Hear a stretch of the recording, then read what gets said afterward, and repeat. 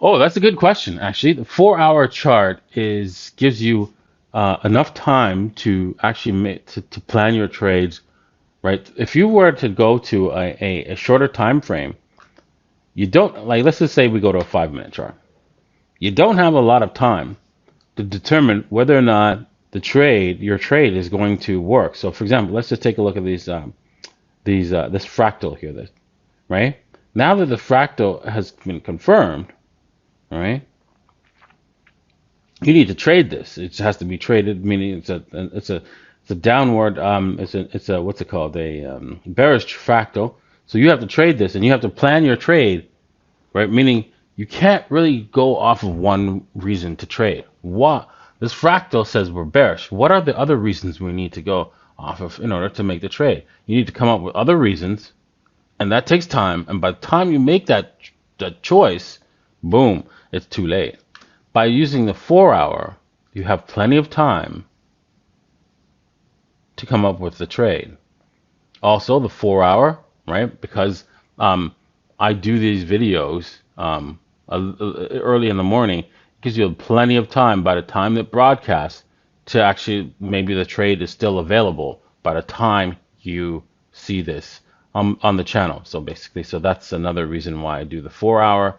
And I also like the 4 hour because it is the best way to see the general direction of the market, right? You could say, well, isn't the daily? Yes, that's true. The daily is even better, of course, but it's an intermediate. It allows us to give us a way of seeing the market that the daily might not give you, because it might take an extra day, and then what happens is your odds, your percentage that you need to risk becomes a lot higher on the daily. So it is basic and intermediary for me, where I can say, okay, well, you know what? By the time I figure it out which direction it is going on the 4 hour, it may take an extra day before it actually says it on the daily. So that's why I also like it, the 4 hour. Now I can go with the 12. I've done the 12 and the 6 as well. I used to do the 6, but I find that the 6 hour has a lot of false signals, a lot more false signals than the 4.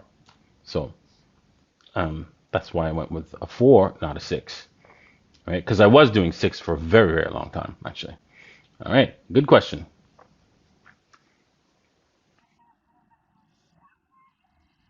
Wait, yeah, what's the new gem? What do I think the new gem will be in crypto? I mean, here's the thing, right? A lot of the crypto space is getting crushed, and that's why I haven't done the little lady straight strategy. You could find gems in the crypto space, but it'll take a significant amount of research and time, right? That and most of them will come up with a negative. So let's just pretend we were to do research on every single coin, because that's what you need to do. Your research. Let's just say, I would say, let's just about 50% of them are have a solid project, and but you just need to do further research and analysis in order to figure out what might go wrong in that particular project, or what is bad about the project, right? Because everything else looks good on the surface,